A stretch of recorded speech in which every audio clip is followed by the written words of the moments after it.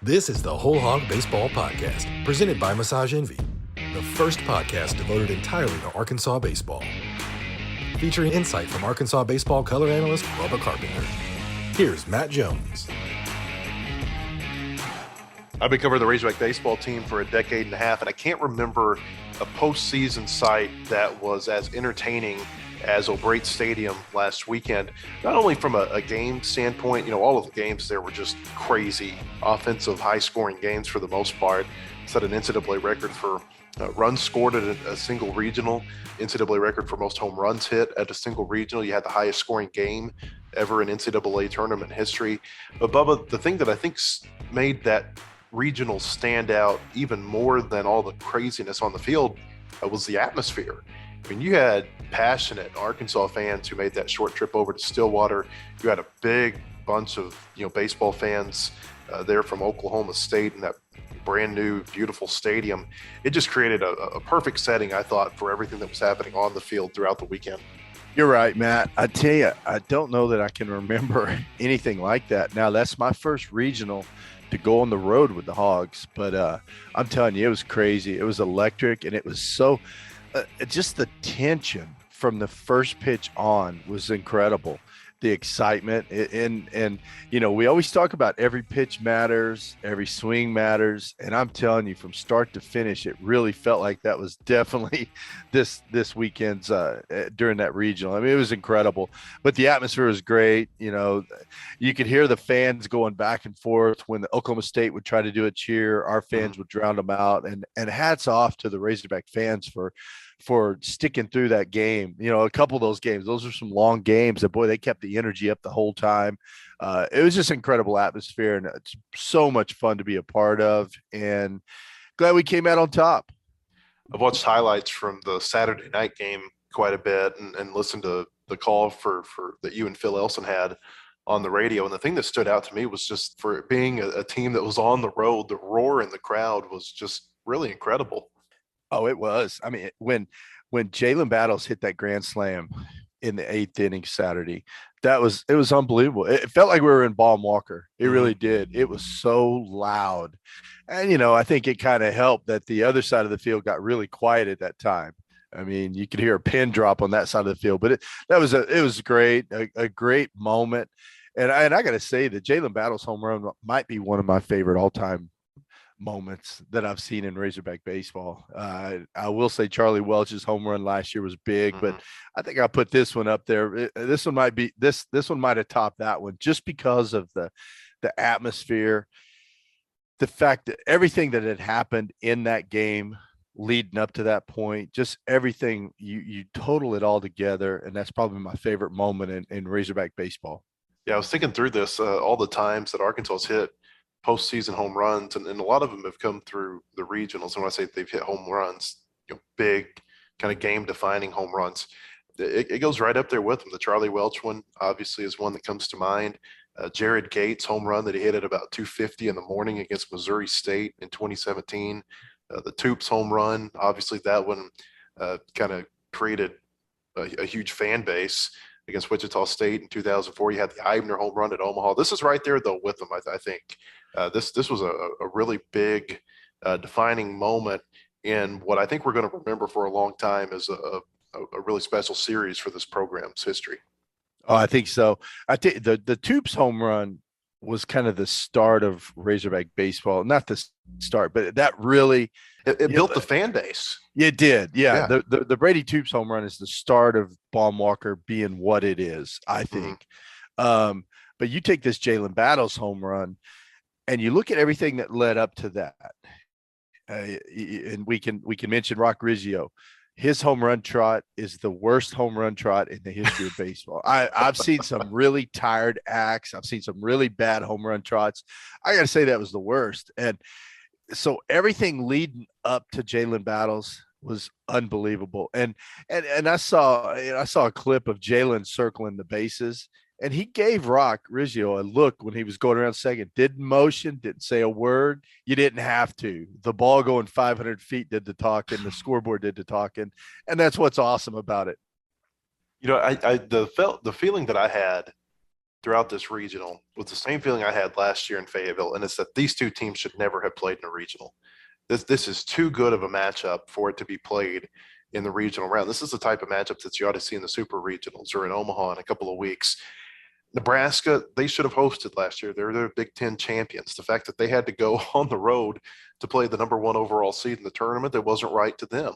Same thing goes for Arkansas. You can talk about the RPI all you want to, but the eye test tells you, and it told you throughout the season, that this is one of the 16 best teams in the country, maybe one of the 10 best, maybe even higher than that. There's no reason Arkansas should have gone on the road in the regional round, and I felt really bad for Oklahoma State in that regard because this Oklahoma State team, that's an Omaha caliber team. They've got the pitching, they've got the hitting. I know it didn't show the pitching wise so much in Stillwater, but I think some of that had to do with just the way the wind was blowing there, and you kind of get into that environment of high scoring games, and it felt like it went from, it didn't matter if it was Grand Canyon and Missouri State or Arkansas and Oklahoma State or some variation of those matchups. You kind of get into that, and it's like, okay, this is going to be just a high scoring offensive day here. It's just the way this ballpark's playing. But back to my original point, that matchup should never have happened in the regional round. And like I said a couple of weeks ago, I would be really upset if I was a number one seed and I saw Arkansas in my bracket. And I think at the end of the weekend, I think that's the feeling over in Stillwater, is that Arkansas should never have been there in the first place. And once again, I think you're right, Matt. But I tell you what, I don't feel one bit sorry for Oklahoma State. And look, they're a good team, but there's a lot of, I'll put them right up there with Ole Miss and some of their extracurricular stuff that they do. There's just a lot of stuff, just not really having a feel for the game, in my opinion. But you see that in today's game, and the game's changed a little bit. But you look at all the stuff that happened. You're right; they're a good team. They've got their offense. I just wonder how good is their offense outside of Stillwater, outside of that stadium, or would that team have done well in Omaha, where the ball does not carry? Now they're a good lineup up and down. But there's just so many things. I mean, something that fired me up in that game. So Evan Taylor gives up a home run to McLean. And look, the guy hit a bomb and he stood there and watched it, dropped his bat, ran around the bases. And I said on the air, I said, hey, look, when you hit a ball that far, you could stand there and watch it. You earn the right to watch it. He didn't pimp it. He dropped his bat and ran around the bases. Mm-hmm. The next pitch, I don't know if you remember, was a slider over Marcus Brown's head. And you remember their whole dugout went crazy. Josh Holliday comes running out of the dugout. The third base coach is running his mouth. That's not having a feel for the game. That's an 80-mile-an-hour slider. All right. That's just not really having a clue, to be honest with you. I don't know the third baseman coach. I don't know anything about him. I love the fact that Michael Turner came out from behind the plate and walked towards him, because he was yelling at Evan Taylor on the mound. And I don't know what Michael said. I never did ask him. It doesn't matter what he said, but he stood up for his pitcher. And I really love that out of my catcher. That's what I want out of my catcher. But look, it was an 80-mile-an-hour slider. If we want to send a message to somebody, we'll do it with Evan Taylor 94-mile-an-hour fastball. That's what we'll buzz the tower with that. That's guys not having a feel for the game, and stuff like that is frustrating. And I saw a lot of that stuff throughout the weekend. Now, I will say the only two guys that weren't saying a word are the two ex-major league guys.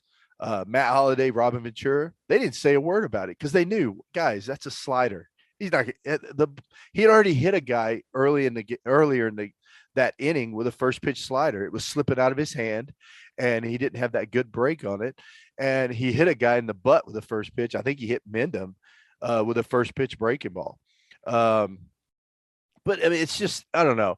I think all of that just kind of made that win so much better, because you look at all the things that added up throughout that game, and boy, I was just so glad that we came around with a win right there. And I think we were mentally tougher than them, and ultimately we win the series. And I think it came down to mental toughness and just playing the game the right way. We could probably spend 4 or 5 hours dissecting what happened during the Arkansas-Oklahoma State games on Saturday and Sunday. I want to talk more about what happened on Monday night, but real quick, a thought on Saturday and Sunday. Arkansas wins 20-12 in Saturday's game that puts them in the winner's bracket. And that was really, to me, that was the game that changed the whole series, because Oklahoma State had to throw so many more pitches and pitchers than Arkansas did throughout the course of the weekend, because they fell into the loser's bracket. On Sunday, Arkansas loses 14-10 in 10 innings, an incredible display by Oklahoma State that entire day to kind of gut it out and force a game 7 over in Stillwater. But the thing that stood out to me about those two games, Bubba, in both of them, Arkansas comes back from a big deficit. And we've seen this happen a lot this year. In the first game against the Cowboys, they're down 5 runs. They end up winning it by 8 runs, kind of unbelievably. Scored 15 runs over the final 3 innings. And then on Sunday, they're down 4 runs early in that game. They come back. They take the lead late in the game on a Michael Turner home run. And we're going to talk more about Turner and just the incredible weekend that he had.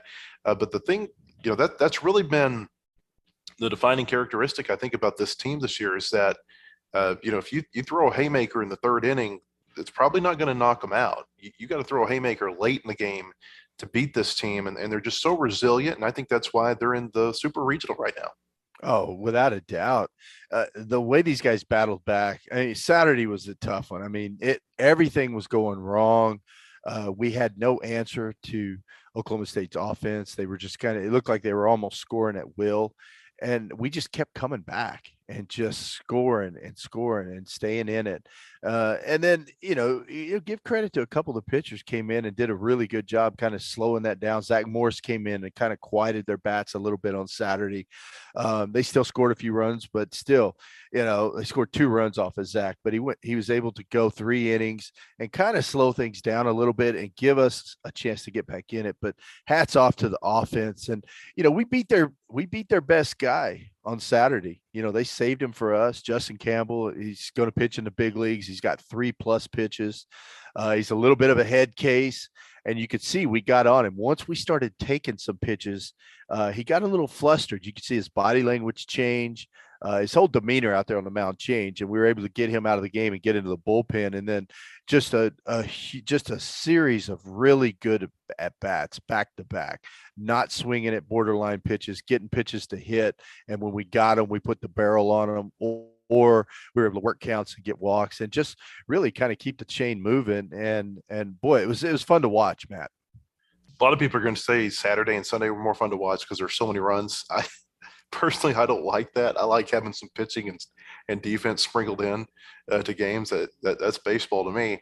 And I thought Monday's game was the most entertaining of all of them. And I guess it had to do with the fact that there was so much riding on that game. The loser didn't get to keep their season going. The defensive plays that Arkansas made in that game, I think about, even in the first inning, Zach Gregory catches a ball running and jumping out in left field. You got the great play by Caden Wallace, probably the best defensive play of the season for Arkansas, where he barehands the roller and throws the guy out at first base. Robert Moore, we've seen him make some of those whirling throws to first. But in that situation, in a game that big, huge play. Michael Turner back picks a runner at first base on a kind of a called play in the middle of a pitching change on the first pitch from Cole Ramage. You've got Chris Lanzilli making a sliding catch in right field that kept Rock Riggio from being able to advance from second to third and really took away another sacrifice fly opportunity. You have the Caden Wallace play in the 8th inning where he throws to second base and gets Nolan McClain there. Just so many defensive plays, and I may be missing one or two, Bubba. So many defensive plays, though, in that game that allowed them to win it, obviously, but it also, I thought, took some of the pressure off of those pitchers, all of whom had thrown earlier in the weekend, to know that they've got that kind of defense backing them up. But the defense has been the story of this team throughout a lot of the year, and I don't think they've had a better defensive game than they had in their biggest game of the year. I don't think so. I tell you, it was incredible. And, I go back to what, you and I talk about it every week, and it's how I coach that way. I talk about every pitch. I try to get my kids to bear down. Every pitch, every swing matters. DVH talks about it all the time. And it's a perfect example. You mentioned Zach Gregory's catch. But for me, the play of the game was Caden Wallace in the 2nd inning. Bases loaded. Atkinson's up. He's already had multiple hits against us. Been on base the whole time. We hadn't been able to get him out. Caden Wallace is playing deep. When he hit that ball I just kind of put my head down. I'm like, oh my gosh, that's a base hit. And then we got Rock Riggio coming up with the bases loaded. I didn't think Caden had a chance of making that play. I don't think another third baseman in the country makes that play. And I think that I honestly think that was the ball game right there. And it's crazy to say because everything that happened after that, but that game could have turned huge right there at that moment. And then, in the third inning, you mentioned it already. The play that Robert Moore made deep in the hole in right field. I mean, that saves a run. That ends that inning. But I really go back to the Caden Wallace play. I really think that changed things. And all those other plays you mentioned too. Lanzilli was huge. Lanzilli didn't just make the diamond catch in right field. He got up and kept the runner from tagging and going to third, which was huge right there. I thought the bump play you mentioned with Caden Wallace, where he throws McLean out at second. McLean was kind of dogging it, and that's another. It's those little things, Matt. You won't see a Razorback base runner do what McLean did. He didn't anticipate the ball going to second, so he's not running. And I don't know. It's just little things like that to me pump me up. I agree. Monday was my favorite game, and I love offense. I love seeing balls hit hard, and there were some balls absolutely crushed. Monday was my favorite game from start to finish. I mean, I never sat down. I mean, I'm up, and it just seemed like every pitch was the pitch that could change the game, and it was awesome. But to your point about the play that Wallace made, and I'm talking about the one in the second inning more so than the one in the eighth. Who are the best third basemen in Major League Baseball right now? What, Nolan Arenado, Matt Chapman? That's as good of a play as either of those guys would have made. Yeah, without a doubt. And then, the night before, the diving play that he made to end the game, diving to his right and getting up and throwing a ball about 100 miles an hour across the infield. I mean, but no, that play on that slow roller, Nolan Arenado, there's very few guys I think that make that play. He didn't just make the play and get to it. He threw an absolute rocket to first base in the air. He landed on his stomach after he threw that ball, and it was a perfect throw right on the money. It's just incredible play. But he's going to be a major league third baseman, and I tell you what, he's worked his butt off, and he deserves it. I've told people all year that if you look at Wallace's fielding percentage, don't get fooled by that because you call them hustle errors. There have been a lot of those for him. There were, 2 or 3 errors where he played on some pretty bad fields. I think maybe 3 just in Round Rock alone early in the season. He's so much better than his fielding percentage would suggest. The pitching on Monday night, incredible. You think about the fact that Zach Morris had thrown 49 pitches 2 days earlier. Colt Ramage had been used in that regional. Zebulon Vermillion had been used. And, of course, Hagen Smith had started Saturday's game. The work that Morris gave them, great. Ramage was really good for, I guess, his first probably 1 2/3, maybe 2 innings of that outing. Vermillion gave him solid work, but the story was Smith and the way that he came in at the back end and shut Oklahoma State down. Some of it self-inflicted, but in a tough situation in the 8th inning, he hits a batter. He walks a batter, I think, with 2 outs, and then he strikes out Rock Riggio, who's the hottest hitter in that regional. Just an incredible moment there for him, and then to come back and be as dominant as he was in the 9th.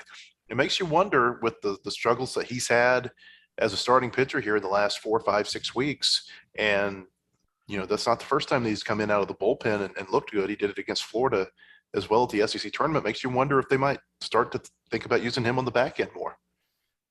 They could. I mean, there was talk of it in the fall. But do you see him, the way he bowed his neck at the end of that game and got it done that was really impressive. And I'm impressed that Dave Van Horn left him out there. I think the fact that DVH and Matt Hobbs left him out there, I think that gave him a boost, just a boost of confidence.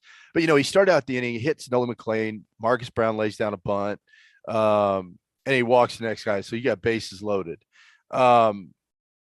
That's the 3 pitches he threw Atkinson.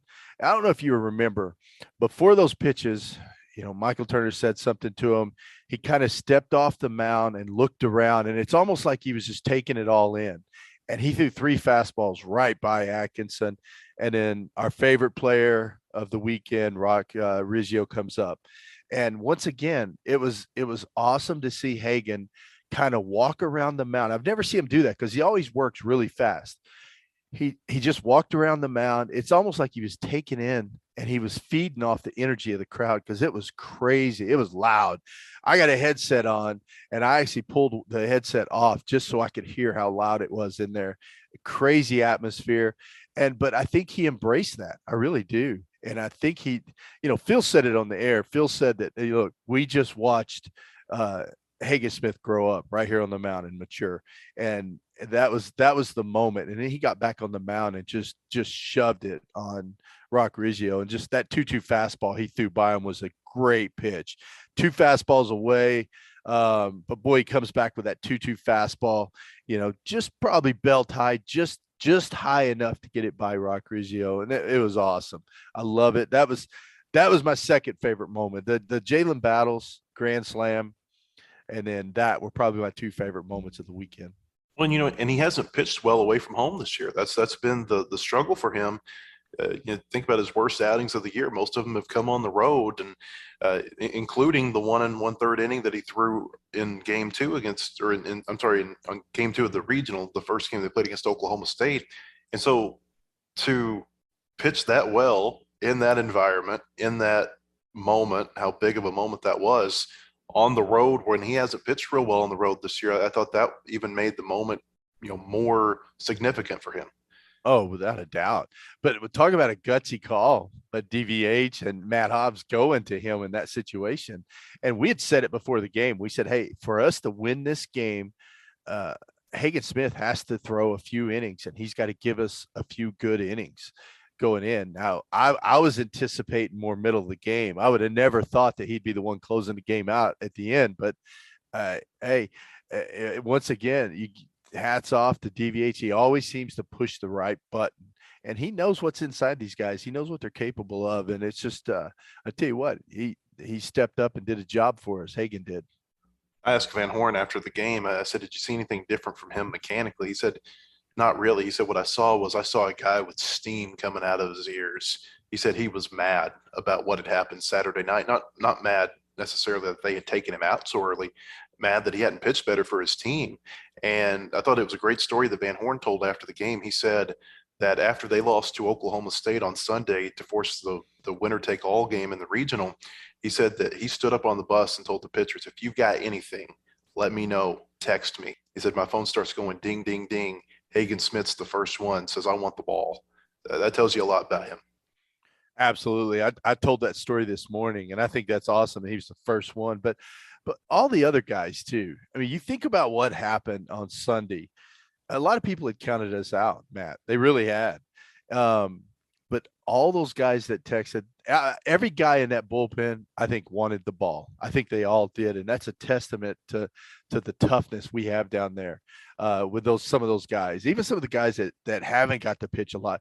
Tress came in and gave us a big out, a couple of big outs. And he was up warming up in the bullpen when Smith was pitching. Right. Ready to use him again. Yeah, I mean, but the fact that those guys wanted the ball, because it's real easy to, in that situation, because we know how Oklahoma State's swinging. They're swinging the bats hot. Everyone knew that. They knew that. It would have been real easy for a guy to say, my arm's a little sore today, coach. I can't really go. But they all wanted the ball. And that says a whole lot about this team and that bullpen and those guys down there. That's why I'm going into Chapel Hill this weekend. I feel really good about it because I know we got guys down there that want the ball. And that, boy, as a coach, that's what you want. We're so focused on Oklahoma State, I forgot to mention we're going to have Aaron Fitt on the podcast later today from D1Baseball.com. He'll help us preview the Super Regional this weekend in Chapel Hill, which begins Saturday morning at 10 o'clock Central Time. 11 o'clock on the East Coast where they'll be playing. Bubba, what was different about the Razorbacks this weekend? They hadn't played poorly, I think, until the Alabama series and then in the SEC tournament. But they hadn't been playing their best baseball for, probably about 4 or 5 weeks before that series against or the regional over in Oklahoma State. What did you see that was different about this team? Because I don't know if I can put my finger on what was different, but it was clear that they were playing a whole lot differently than what we've seen of late. I think they just rallied together. and they came together as a team. There's one thing to be a bunch of talented individuals, but I think this weekend we played as a team. I think offensively, I think the pitching staff, I think defensively, I mean, we played as a team. And I don't know if it had anything to do with the Michael Turner stuff that went on. Maybe that was a rallying cry for this team. I don't know, but talking to a couple of guys, they just wanted it. They really did. They went in there and they wanted it. Now, I will say, when you're playing a team and some of the antics that went on in Saturday's game, if if that doesn't make you mad as a player, when a opposing hitter hits a home run and stares down your dugout and prances around the bases like that, if that doesn't get you fired up and get the juices flowing, then you need to go play another sport. You need to try soccer, because that right there, I don't know if that had anything to do with it. I said later on that I think that was a big turning point, right? I think that really made these guys mad, because they're not just disrespecting them, they're disrespecting University of Arkansas, Razorback baseball. That guy's disrespecting everything that we believe in and those guys believe in and they work for and they fight for. So I think that had a lot to do with it. I don't know. I know up in the booth, I don't think that I've ever been that mad in the booth in my life. And it's a good thing I didn't say what I was thinking, or I probably wouldn't have a mic in my on my head or a headset on anymore, because that's frustrating, because I don't like it and I know they don't like it. I feel like, you got a guy out there disrespecting the state of Arkansas, the University of Arkansas. And I think these guys felt that. And I really think that fired them up a little bit more as well. Michael Turner, you mentioned it. He had a great weekend, MVP of the tournament. Most are going to focus on the offensive stats, and rightfully so. 8 for 18, 11 RBI. He scored 5 runs. Seemed like every time that they needed a big hit late in a game, he was there, or a big at bat. He took a walk during that 8th inning rally in the first game against Oklahoma State, had the go-ahead home run in the 8th inning of the second game against Oklahoma State, the game the Razorbacks lost, and then had the big 2-run double that gave them some insurance runs in the top of the 9th on Monday night. But, defensively, he threw out a couple of base runners, doesn't count the runner that he picked off at first, caught 4 games. And one other thing that I don't think a lot of people have said about Turner is that not only did he catch 4 games, but in a regional where there were 148 runs scored and 41 home runs hit, he caught the 2 best pitched games of that regional, in game 1 against Grand Canyon, when Connor Nolan and Cole Ramage threw, and then on Monday night when they held Oklahoma State to 3 runs. Don't discount the presence that he had behind the plate. I hate it that people compare him to Casey Obitz, but that's just the nature of it, because he replaced him. Talk about he doesn't show any emotion. Man, watch the final 2 innings against Oklahoma State on Monday night. I have not. You wouldn't find Casey Obitz more emotional than what Michael Turner was during those games. If you're a lip reader, go watch what he said after Hagen Smith had the second strikeout of the 9th inning, and then he showed a lot of emotion at the end of that too. Just what a really cool weekend for him, and then for it to come on the heels of all that crap that he had to deal with the week before, that was storybook stuff for Michael Turner. Oh, without a doubt. That says a whole lot about him as not just a baseball player, but as a person. He's able to put all that other crap behind him and go out there and play the game the right way, play hard, came up huge for us. I love that back pick where he picked off who was it that he picked off? Was it Trinkle he picked off at first base? Yes. That back pick was huge right there. That's a momentum shifter late in a game. And he called that. He saw it. I mean, you can see it happening.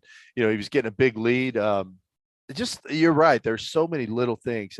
I like the fact that he goes up to the plate against Campbell, and he had already struck several of us out on that changeup. He kept throwing a changeup. He worked the count. He got to a 3-1 count. And I'll tell you, as a hitter, it's really hard to sit on a changeup 3-1. Our whole lives we're taught, hunt the fastball, hunt the fastball. He sat on a 3-1 changeup, hit it down the line for a double. And that's a veteran at bat right there. And those last 2 runs, they were huge in Monday's game. Getting those last 2 runs on the board, making it a 4-run game. And so, yeah, hats off to Michael Turner. And he really did. He showed a lot of emotion throughout the year. You've seen him slap the glove on the ground and after a big pitch and do stuff like that. There's more emotion there. He's not real, in his post-game interviews, he's not real loud and vocal. But Yeah. he's a leader, and boy, he really did step up this weekend, and he was huge. And I really think the pitching staff loves throwing to him, and that's huge. A couple of other offensive stars. Caden Wallace had a great weekend, hit 4 home runs, had some other big hits. A 2-run single helped one of those comeback efforts. Peyton Stovall, probably the best we've seen him play over 4, real meaningful games this year. And I hate to use the word meaningful. They all mean something, but you know what I mean? We haven't seen him in SEC type games or in the big non-conference weekend type games play the way that he did over those 4 games in Stillwater. He ends up in the regional bubble with 8 hits. He and Turner are tied for the team lead with 8 hits over the weekend. And looks like maybe maybe something's changed with Peyton Stovall, and maybe he's kind of matured into the type of hitter that we thought we were going to see earlier in the season. I've said all along that he's going to be a great hitter. I think when he hurt his finger, took a little time off, Dave set him out a few extra games. There's something about sitting out and just slowing the game down, Matt. And I think that really helped Peyton be able to just slow things down a little bit. But on Monday, he had 2 really big 2-out RBI hits. That really, that was the difference right there early in the game. He's just good at bats. He looks calm up there. He's not chasing pitches now. He's sticking with his approach, and he's starting to come on it. Hopefully he'll carry that over into Chapel Hill this weekend. We've talked a lot about the positives from the weekend. The one negative is got to be that they only got 8 outs from their games 2 and 3 starters, Smith and Jackson Wiggins. Arkansas is not going to announce a rotation, I think, for probably another couple of days until they get out to Chapel Hill. And when they do, Bubba, it wouldn't surprise me if we see Will McIntyre in one of those 2 starting or one of those 2 spots in the weekend rotation. I think he's earned it. He had a great relief outing, actually a couple of really good relief outings in Stillwater. We saw them kind of tinker with this and put him in the rotation when they went down to Alabama and played the Crimson Tide at the end of the regular season. You got to do something, I feel like, to shake up the rotation, because you just can't keep getting very little production out of 1 or 2 of your weekend starters. And so I'm going to be really interested to see what they do this weekend to try to counter what they've been seeing from their rotation. I'll tell you, man, I'm not worried about the pitching, to be honest with you. We got Connor Nolan can go game 1. We know that. I think he's going to do well against his team. It's a good hitting team. But I think that 2-seam cutter slider combination is going to do really well. Game 2, maybe Will McIntyre. They may give him the start and then do exactly what they did here. If they need to go to a guy, whether it be Hagen Smith or whoever, but I don't think they're going to. You look at some of these guys we've got in the bullpen. Zach Morris could even get a start for that matter. He came up huge for us, but Evan Taylor, Brady Tiger, Cole Ramage, Zebulon Vermillion, you got all those guys you could go to. So we really don't need a guy to give us a whole bunch of innings. We can almost treat it like an opener and just say, hey, go out there and give us 3 innings and we're good to go. I think we're really built well for a 3-game super regional. I really do, with the pitching that we have. I think we've got a lot of really tough matchups that we can throw at a team. Evan Taylor wasn't his best over the weekend. Neither was Brady Tigert. I see them coming back and dominating against this offense next weekend, or this coming weekend at Chapel Hill. I really do. But then Cole Ramage was good. I don't know. I just feel really good about it, and I don't even care who starts. I don't. But I agree. It's an issue. But I guess what's hard to figure out, Jackson Wiggins started out that game. Now the scoreboard's a little hot, but 99 on his first pitch, 100 on his second pitch, 99 on his third pitch, absolutely blew Rock Riggio away. He's got electric stuff. It's just a matter of getting that fire in him to where he can maintain that in a start. Now, maybe he ends up coming out of the bullpen and just throwing gas for a couple innings. Who knows? But he's got to be able to locate that to be effective. But I really don't. I don't know, man. I'm not worried about who's starting game 2. I think you're probably right in the sense that it could be a Will McIntyre, just because he's consistent and you know what you're going to get out of him. Yeah, he's been really consistent for him at the here toward the end of the year. Did you think it was odd to see Connor Nolan come in and try to close a game a couple of days after he had started? Okay, so a lot of people kind of poo-pooed that call and said, well, why would you do that? You got Brady Tigers, your closer. I like it. I honestly do. I love the fact he's our veteran guy. He's our leader in that pitching staff. When I saw him warm up, I was pumped up, and I'm like, yeah, I want the ball in his hand right here. Now, he couldn't get his slider over the plate. He got a quick out to right field, a fly ball to right field, and then walked a couple. He had back-to-back walks. And then he gives up the line drive to left to Zach Gregory. And I haven't asked Zach. That was at the right trajectory. I think it got in a light, to be honest with you. Now, Zach may never use that as an excuse, but I played a lot of left and right. I know for some reason, well, I didn't play a lot of left, but when I would play left field, lefties that would hit that ball that slices at that trajectory always got in that light tower above the first base dugout. Always. It seemed like it always happened. Now maybe that has nothing to do with, but whatever. He slipped. He didn't catch the ball. If he catches that ball, there's 2 outs, runners at first and second. I think Connor finishes the game. But the long-winded answer is I love that call. I really do. I love the fact that Connor Nolan had the ball right there. I actually told Connor Monday during batting practice, gave him knuckles and said, hey, you're the one I want with the ball right there. It didn't work out, but I'm glad you wanted the ball, and I wanted the ball in your hand. I was happy to see it out there. It didn't work out, but if we have that same situation, I wouldn't bat an eye if Dave did it again. I'd love to see it. Back to the resilience, it felt like Oklahoma State had won the game whenever they got that hit off of Nolan and got the runs there in the top of the 9th inning. Arkansas comes back and gets a big 2-out, 2-run hit from Brady Slavens in the bottom of the 9th. Just an incredible regional, one that I don't think I'll forget for a long time. The Whole Hog Baseball podcast is sponsored by Massage Envy, voted the best day spa and best massage in all of Northwest Arkansas. Visit Mike and his staff in Tuscany Square at 2603 West Pleasant Grove Road in Rogers, or in Fayetteville at 3557 North Shiloh Drive. Massage Envy has services for everyone. MassageEnvy.com. Massage Envy with clinics in Rogers and Fayetteville has been awarded Northwest Arkansas's Best Day Spa and Best Massage. One of the reasons is our care for athletes, both serious and recreational. We now offer rapid tension relief sessions using a high-caliber vibrating tool and total body stretch sessions like the ones used by the PGA. Both of these new services can be combined with the always popular deep muscle treatment. So whether you compete or just want to relax, there is no place better than Massage Envy. WholeHogSports.com has the largest, most experienced staff of reporters covering sports in Arkansas. Football, basketball, baseball, recruiting, and more. You'll find it at WholeHogSports.com. The website includes up-to-minute news, daily commentaries, and award-winning photography from the staffs of Hogs Illustrated and the Democrat Gazette. For subscriptions, call 1-800-757-6277. That's 1-800-757-6277. Or visit us online today. WholeHogSports.com. You know, it never goes out of style, a great burger. And for a long time now, the best burgers around have been made at CJ's Butcher Boy. I've been stopping at their Russellville location for years to enjoy a double with bacon, cheese, and all the fixins. Well, the fries are always made fresh, and their shakes are made with real premium ice cream. And now that CJ's Butcher Boy has a Fayetteville location, too, on Weddington, you can bet I'll be there a lot more. CJ's Butcher Boy in Russellville and Fayetteville. When all you do are burgers, they have to be the best.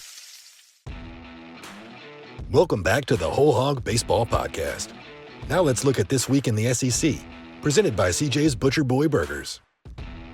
5 SEC teams are in the Super Regional. 5 of the 9 won their regionals over the weekend. Tennessee defeated Georgia Tech. Ole Miss defeated Arizona in the Miami Regional. Texas A&M won its regional over TCU, and Auburn won its home regional where it played Florida State and UCLA. Of course, the Razorbacks with 15 with that win in Stillwater. Teams that got eliminated over the weekend: Vanderbilt, Florida, and LSU, Bubba, all lost one-run games in decisive championship games. LSU lost by 1 run at Southern Miss.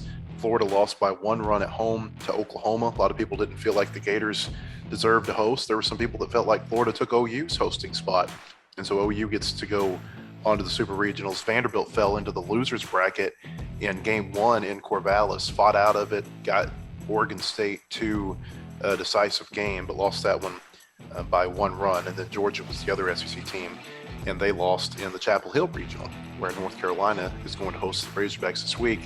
Your thoughts on the SEC and what you saw from them over the weekend? You think about it, we could have easily had 8 teams in Super Regionals. You know, a couple of those 1-run losses, I mean, those were tight games. But here, what's impressive to me is you look, there's 4 SEC West teams in Super Regionals.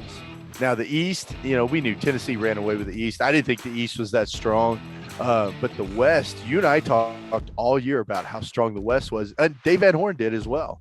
You know, and everyone's been saying, oh, the SEC's down, it's a rough year. No, it's not. The SEC West was tough this year. I mean, from top to bottom. And you and I talked last week about Ole Miss. I don't like Ole Miss. I can't stand Ole Miss. But shocking. I would not have wanted to been a team facing them in a regional. They're a veteran team. They've got a powerful lineup top to bottom. You know, so it doesn't surprise me that they came out of there winners. But I just think I think it's awesome that 4 SEC teams, SEC West teams advance, because we have been beating up on each other all season, and it really showed the strength of the SEC West. And you and I talked about it last week, you know, what we thought about the SEC West and how strong it is. And, you know, people are down on the Razorbacks for not winning the SEC West. Well, that's a gauntlet you got to go through every year. And it was a really strong division this year, and it shows with 4 teams in Super Regionals. Yeah, not to mention they lost by 1 game to A&M, and it's a pretty darn good A&M team. I think we beat that drum for about 2 months now. Hey, depending on how you want to look at it, there's 7 SEC teams in the Super Regionals. You got OU at Texas. Well, yeah, if you want to look ahead, I like your optimism. It's kind of like the Women's College World Series going on this week. You've got OU at Texas. Somebody in the press box in Stillwater said, how long is it going to take before the SEC claims that one? They probably already have. Matchups this weekend in the Super Regionals. You've got, of course, Arkansas at North Carolina. Texas A&M is going to host Louisville. Tennessee hosts Notre Dame, and I want to talk about that one here in just a minute. Really, though, Bubba, I mean, you want to talk about bringing the inner redneck out. How about Ole Miss at Southern Miss in Hattiesburg? Can you imagine what the atmosphere is going to be like down there for this one? I think you just said it. There's going to be some crazy tailgating going on down there, Matt. You know, that's going to be a great one to watch. I don't know how game times. I haven't looked at their game times to see how they match up, but I think that's going to be a fun series to watch. I really do. And as much as I pull for the SEC, I can't pull for Ole Miss. So sorry. They played a game down there, I think on a Tuesday or Wednesday night late in the season, maybe the last week of the season. Who would have ever guessed at that point that was going to be a super regional matchup? You know, just Ole Miss finally put it all together, and they were benefited by the fact that I think Miami went 2-0 in its home regional. There was the tropical storm that went through there and caused some problems too with all the rain that they had. It delayed the regional. So it wasn't your normal regional, but Ole Miss gets out of there and finally plays up to the level that I think a lot of people thought they could. Tennessee and Notre Dame, this one is really interesting to me because you know, the feeling that I got from reading the guys at D1 Baseball and Baseball America on Memorial Day when the selections were announced, that Notre Dame was really hosed, not getting to host a regional this year. Second straight year that they're going to go to an SEC heavyweight. They gave Mississippi State all they wanted last year. And I think that this is a really interesting regional to watch this weekend at Knoxville. I think Notre Dame could go to Tennessee and potentially win. I'd love to see that. And you're right. I think Notre Dame did get hosed, and all the guys that are really in the know all agree that that was one of the worst calls that made by the committee, them not getting the host again this year. But we'll see what happens. They got their hands full going to Tennessee. But I tell you what, and I don't know, I don't know enough about Notre Dame's team. I haven't really gotten into the numbers to see what they've got, but I know they're a strong team, and there's people that are saying they can go in there and win that thing. SEC Report brought to you by CJ's Butcher Boy Burgers, the best burgers in two towns. You can visit the original at 2803 North Arkansas Avenue in Russellville, or the newest location at 3484 West Weddington Drive in Fayetteville, just minutes from Baum Walker Stadium. Skip the line and order online or download the app in your app store. CJ's Butcher Boy Burgers, when all you do are burgers, they have to be the best. Bubba, you mentioned this a minute ago, or we touched on it a little bit, but what do you think the regionals tell us about the SEC and maybe just kind of the overall power of the conference? To me, I think the fact that you had so many teams get down to decisive games, I think there's probably a little bit of an intimidation that goes on when you play SEC teams. There's certainly motivation there, but there's something about the games that they play in these conferences and the way it prepares you, I think, for these big postseason games. Maybe intimidation's not the right word, but maybe preparation. The preparation that the SEC gives you for these postseason games is unlike you see in any other conference. Yeah, I think it is, Matt. I think these guys, it's an incredible gauntlet that you go through every weekend in the SEC. And these guys get into these regionals, and it's not that there's bad baseball. It's just that there's a different brand of baseball in the SEC. You talk about, the strength of the hitting lineups up and down, just big, strong, physical guys, the pitching staffs, power arms from top to bottom. I mean, it's a different brand of baseball. I watch batting practice when other teams come in, or when, we get to a regional or super regional. And look, to me, SEC players look different than non-SEC players. Doesn't mean they're not good. It's not football. It's not all about the size, but they just look stronger, more physical. When they hit the ball jumps off their bat different. The pitchers, the ball comes out of their hand different. I grew up playing in the Southwest Conference. I thought that was really good baseball back in the day. But today's players in the SEC, they are really, really good. Yeah, 3 SEC teams make it to the College World Series last year.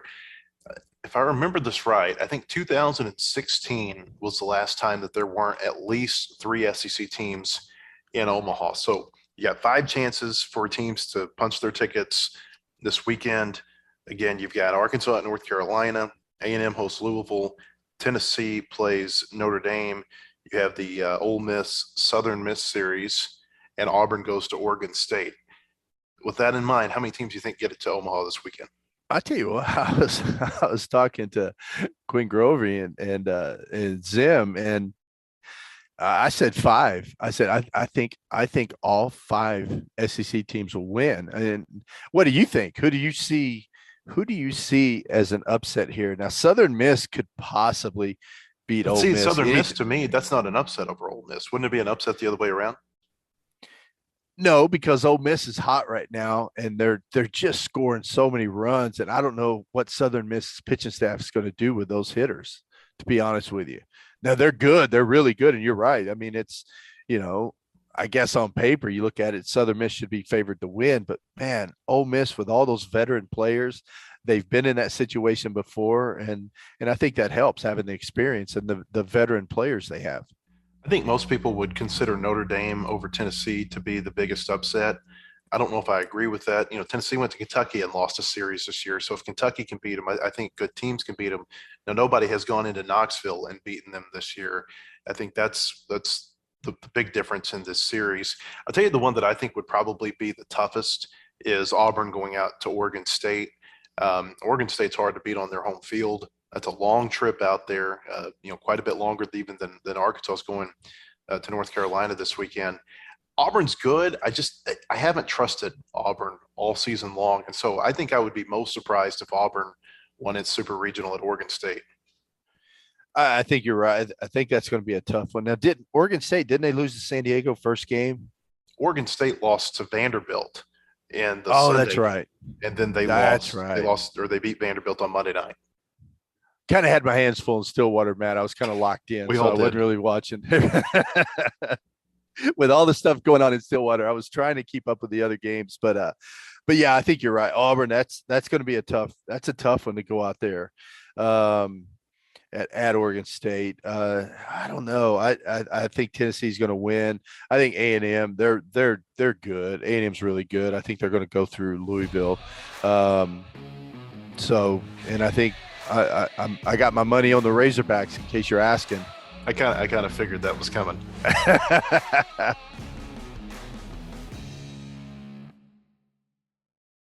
Massage Envy has been voted the best day spa and best massage in all of Northwest Arkansas.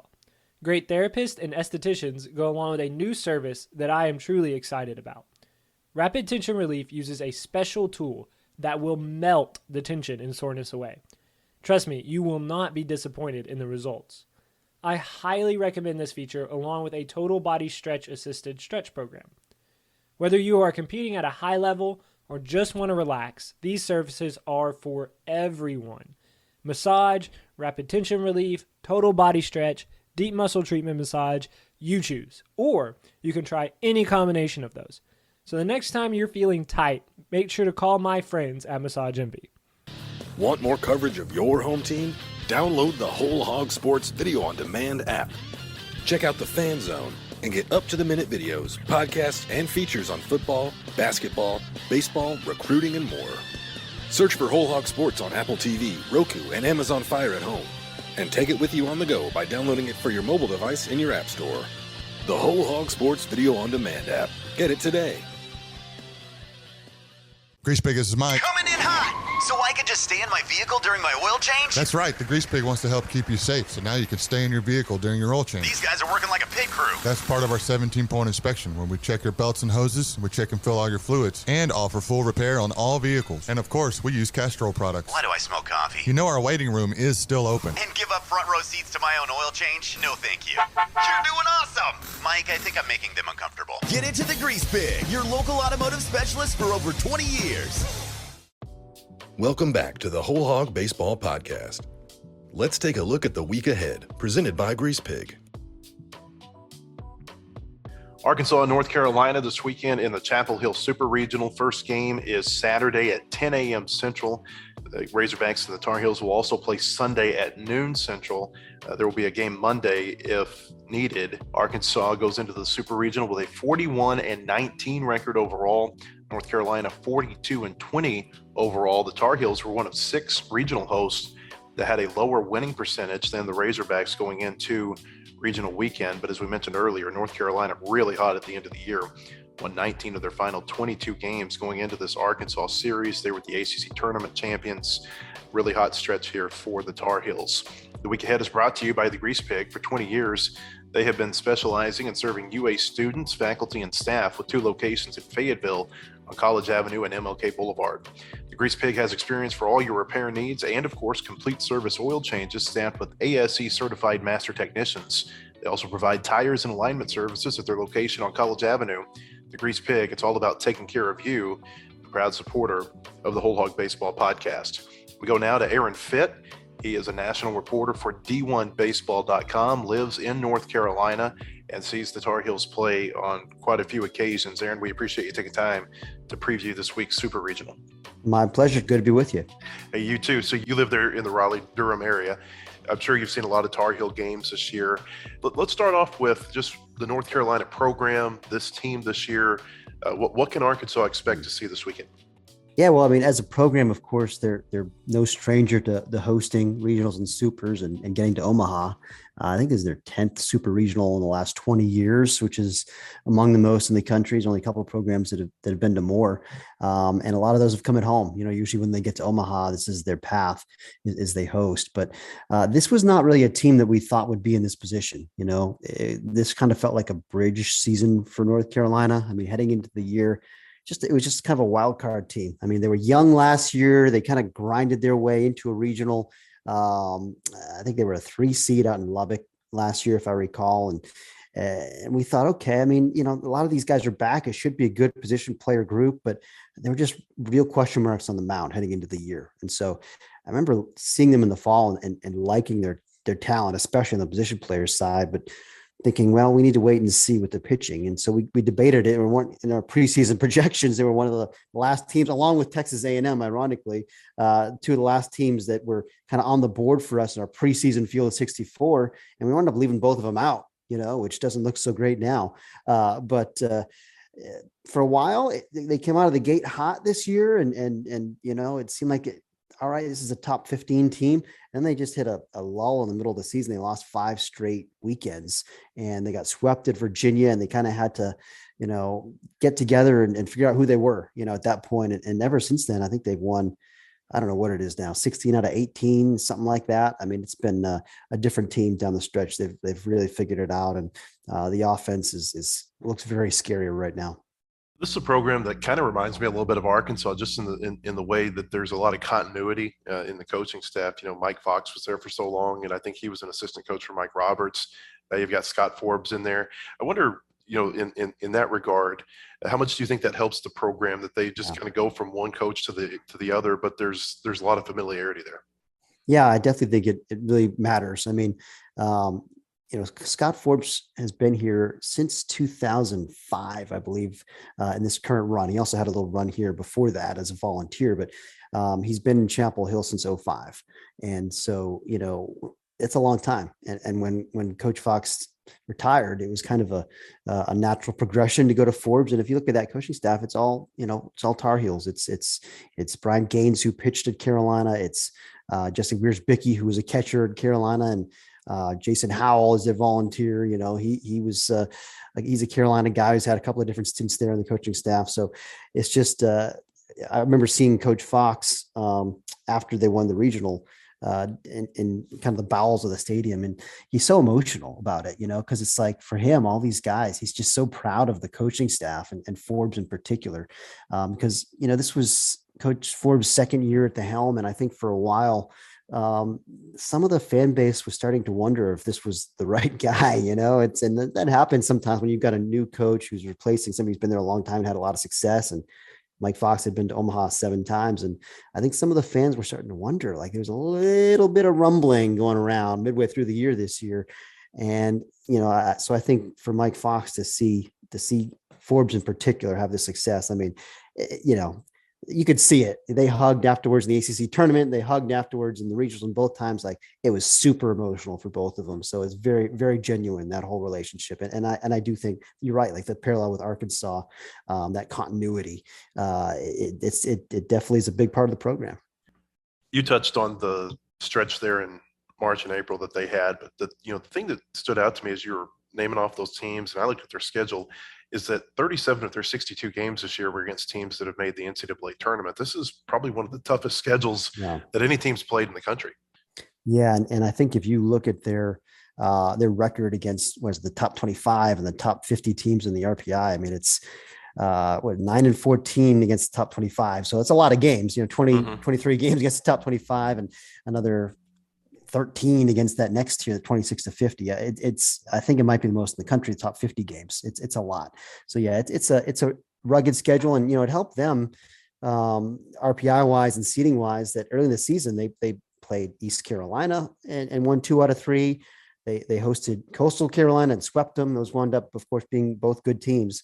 And so they did some things in the non-conference that prepared them, I think, once they got into the ACC and for that rugged kind of mid-season stretch. Yeah, I was looking at Quadrant 1 games. Only Tennessee has won more Q1 games than North Carolina did. Tennessee's got 25, and North Carolina's got 21. The thing that jumps out to me when you look at them statistically, looks like they've got a lot of real big hitters. I look at guys like, and I hope I'm saying his name right, Angel Zarate, Danny Soretti, Vance Honeycutt, Alberto Asuna. These are guys that all have big numbers, whether it be toward the top of the country in batting average or hits, or toward the top of the country in home runs. Seems like they've got a pretty balanced lineup. Yeah, exactly right. And, you would think it would be Angel, but I think they pronounce it Angel Zarate because it's the South. He's kind of like their classic, like, veteran, I don't know, he's a 4th or 5th year guy now, but he's been there a while, and he was a role player, just a bench player for a while. And the last couple of years, he's really taken off, and he kind of sets the tone for him. He just controls the strike zone, line drive guy. And him and Soretti, Soretti's at shortstop. He's really the glue anchor guy of the defense, switch hitter, line drive bat. A lot of doubles, but he's got double-digit homers now too. Controls the strike zone. He had a down year last year, and he's bounced back. Hit for average leads them in hitting. So, and he's kind of certainly one of the emotional leaders of that team too, but also just a real steady presence. So they've got those kind of veteran guys that help them go at the top of the lineup, and then you get into the real star power. You got Mac Horvath, who's just a dynamic sophomore third baseman. Really defends at the hot corner. He's got power and speed. I mean, it's 18 home runs, it's 19 stolen bases, which gives you an idea. And talk about power and speed. I mean, of course, Vance Honeycutt, the freshman sensation for them out there in center field. Certainly one of the best freshmen in the country, but I think he's already one of the best players in the country. It's just a lean, explosive 6'3" athlete, former high school quarterback. First guy as a freshman in college baseball to go 2020 in decades. We can't remember. We can't find the last one. I'm sure it's probably happened at some point, you would think, but at least the last 30 years, we can't find an example. But 24 home runs, 29 steals is pretty good. And he's just an absurd defender in center field. I mean, you might have seen the highlight of him stealing a home run in their elimination game against Georgia in the 9th inning last week. It was a key play in the game. So he can truly change the game with his defense. So, I mean, those guys are super exciting. And then you get kind of down to the bottom half of the order, and it's just role players. Well, I should say, I shouldn't skip over Alberto Asuna. That's just a big, huge, hulking physical presence, 20 home run guy at DH. He'll strike out a lot, but it's when he makes contact, it can go a long way. So some threats there in the middle, and then you got your role players below that. Mikey Madej, kind of their classic UNC, just grinder baseball rat guy, but he's really playing with confidence right now. He was the regional MVP, in fact. And then you got Tomas Frick, is just a quality defensive catcher. And you got a Colby Wilkerson down there in the 9-hole, not an offensive threat at all. That's a guy that you got to get out. He's hitting less than 200, but he's in the lineup for his defense because it's really shored them up the middle when they put him at second base. I look at their rotation, and it looks like right-hander Max Carlson and left-hander Brandon Schaefer are 1-2 for them. And then maybe that number 3 spot's been a little bit of a revolving door this year. Correct. They usually go Carlson, Schaefer, TBD. And just, it's a committee effort on Sundays usually. And that's why I was kind of concerned when they fell into the losers bracket, because it's not like a team that has a bunch of starters that they can ride, Mm-hmm. It's like, ideally for them, it's you win those first 2 games and you patch it together on Sunday. So when they lost on Saturday, it's like, all right, they got to win 3 more games now. And they've already used their 2 big guns, on the mound. Now they brought both those guys back, which a lot of teams are doing now. I guess that's the fashionable thing, is we're just going to give everybody short rest. Screw it. But that's what they had to do to win. But I mean, it's a good bullpen with depth. You've got a real closer at the back in Davis Palermo, who's like a 97, 98 mile an hour guy with ride up in the zone. He'll overpower you. Connor Bovier doesn't have great numbers, but there's another guy with real power stuff, mid-90s fastball with life, and good secondary stuff too. When he figures it out, he's got a chance to be pretty special next year. And then it's kind of like your matchup guys, Sean Rapp, like a low slot lefty with a really good slider, very tough against left-handed hitters.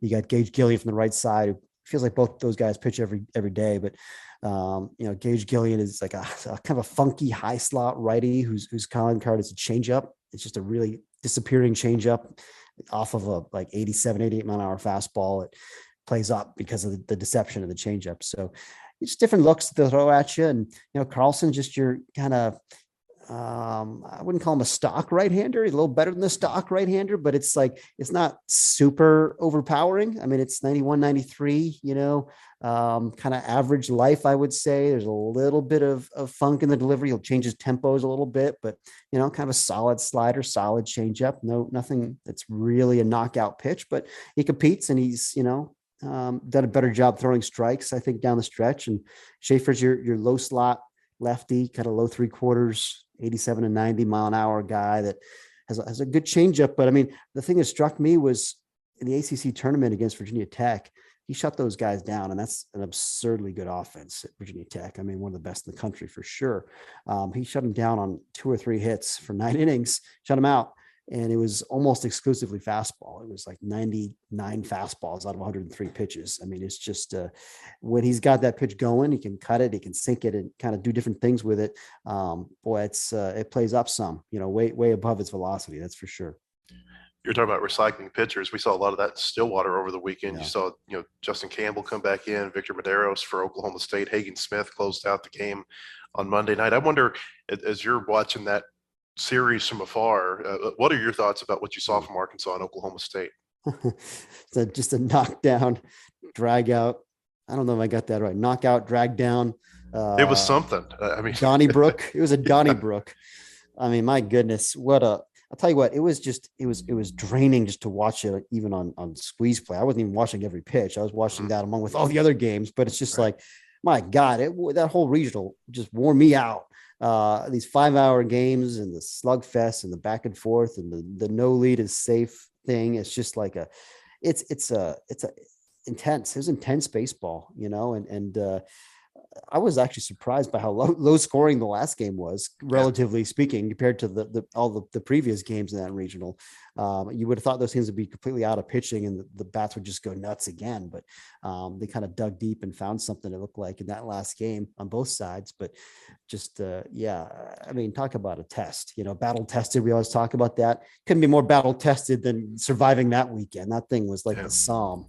It was real humid in Stillwater. And I thought that all of the hours that Oklahoma State spent on the field Sunday took their legs away Monday night. They weren't getting the same power, the same drive into their swings that they'd been getting throughout the weekend. It felt to me like that regional, it reminded me a little bit of Arkansas, Nebraska last year at Baum, that those teams shouldn't have been playing in a regional. They're too good to be playing in a regional. And I understand why Arkansas didn't get a regional host, the RPI and the way they finished the season. But I've said this a number of times. I think if you're Oklahoma State, you had to be just so upset when you saw Arkansas as a number 2 seed in your bracket. Yeah, I would think so. I mean, it's not a normal 2 seed. No, it's not. And I think I've said this before, but I see a lot of baseball in the fall. I travel around, and actually I saw Oklahoma State for 2 days, and then Arkansas for 2 days. It was back to back, I believe, in the fall. And I walked away thinking, at the end of the fall, those are the 2 best teams I saw, and I saw Vanderbilt and Florida and lots of other really good teams. But those 2 just really, really jumped out at me. And we had them both as preseason top 10 teams. Certainly Arkansas, I think, was number 2 for us in the preseason. And, I mean, heck, they won 18 games in the league, right? Was it 18-12? I mean, that's right. It's pretty darn good. I know they didn't finish quite as strong and the RPI was what it was, but I mean, they're clearly extremely talented. I think they've lived up to, their billing is certainly one of the better teams in the country. And they're definitely capable of going in here now and winning a super regional in Chapel Hill. Like, that's obvious.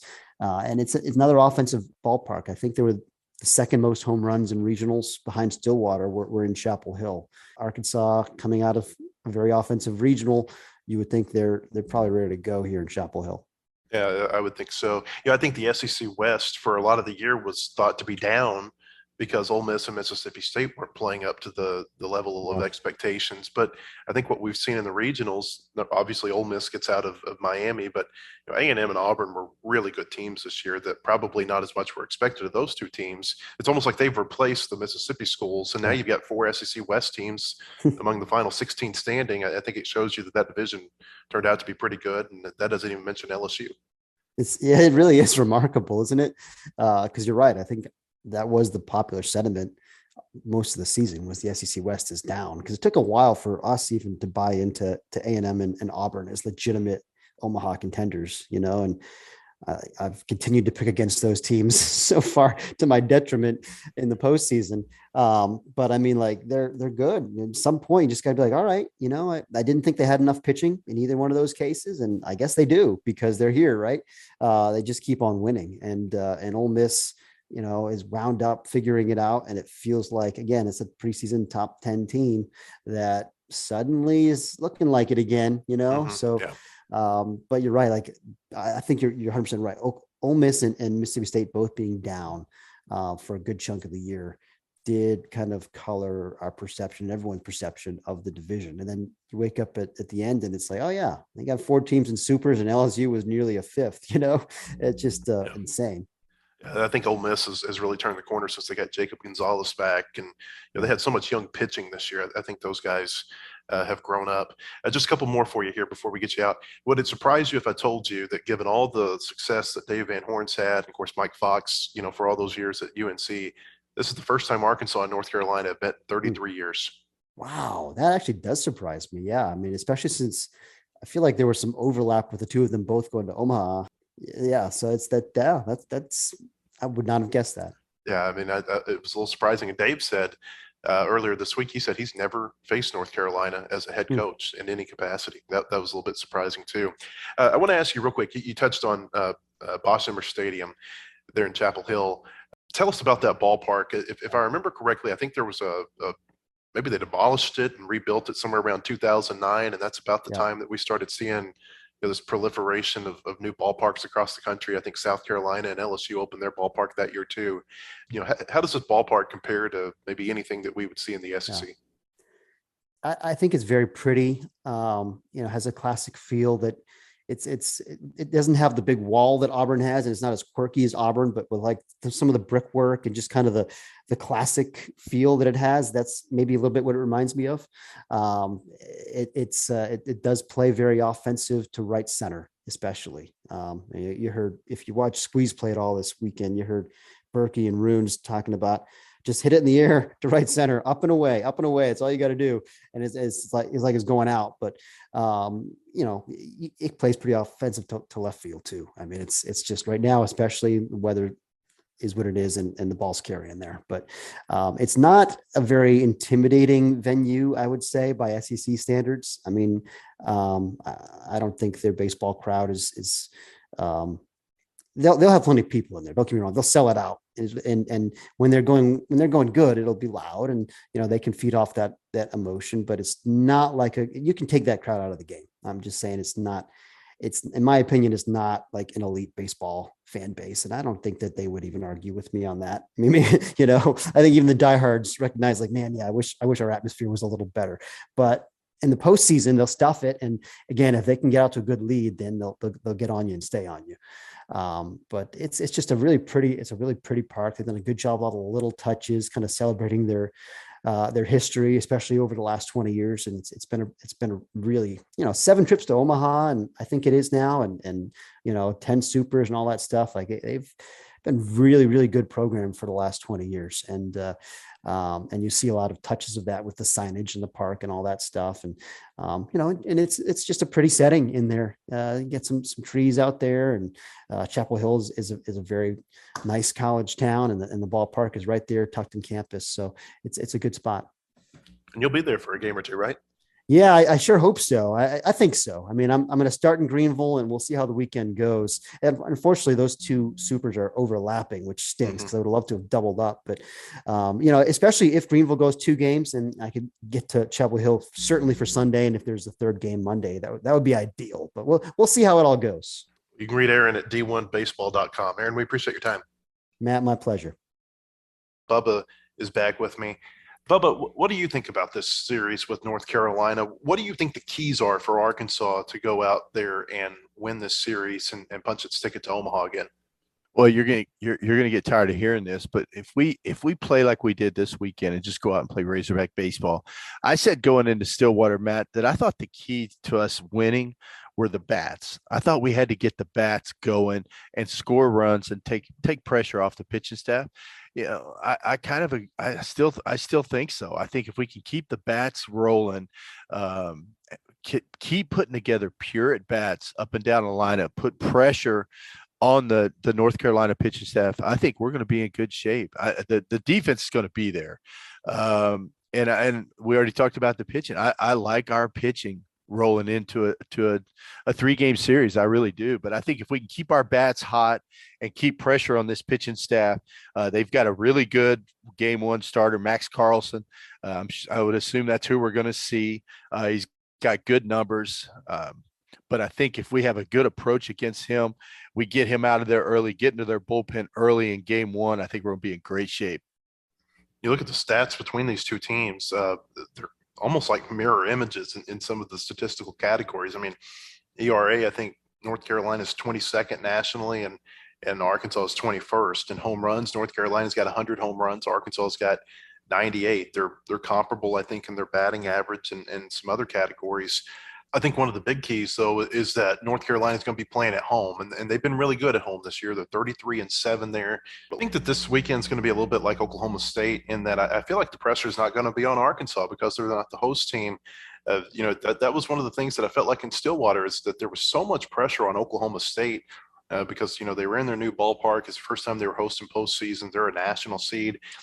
Similar kind of deal this weekend in Chapel Hill. I feel like the pressure is more on North Carolina than it is on Arkansas because they're the ones having to play in front of more of their home fans. I think so. And look, once again, baseball is such a mental game. I think there's an intimidation factor with Arkansas Razorbacks rolling into town. No one wants to see us come into town, Matt. Our reputation, our track record, Dave Van Horn, the style of baseball that Razorback baseball teams play. It's just you don't want to face us, and I really think there's a little bit of an intimidation factor with us coming into town. I really do. Arkansas is the only team that has been to a super regional 4 years in a row. There's 9 teams that have been to a super regional 3 times in the last 4 years, and North Carolina is one of those 9. 2 really great programs that kind of ironically, Bubba, have not met since the World Series that you played in. Yep, that's right. 1989. So you can officially say that North Carolina has never beat us, Matt, because we're 1-0 against them. We played them in the College World Series in '89. I don't remember the game specifically. I guess I can tell you the final was 7-3. Yeah, we beat them 7-3 and sent them home packing. Again, Arkansas, North Carolina, Saturday, 10 a.m. will be the first pitch. You can listen to Bubba and Phil Elson on the RSN pregame show. That starts at 9:30. I hope Bubba has his coffee ready. The Razorbacks and Tar Heels will also play at noon on Sunday. Possibly will play Monday.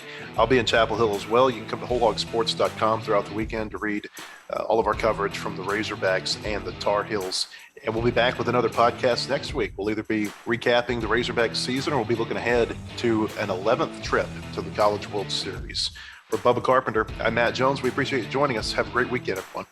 The proceeding has been a production of wholehogsports.com. Look for our latest podcasts on Apple, Spotify, or your favorite podcast store. And visit us anytime at wholehogsports.com for the latest news and commentary.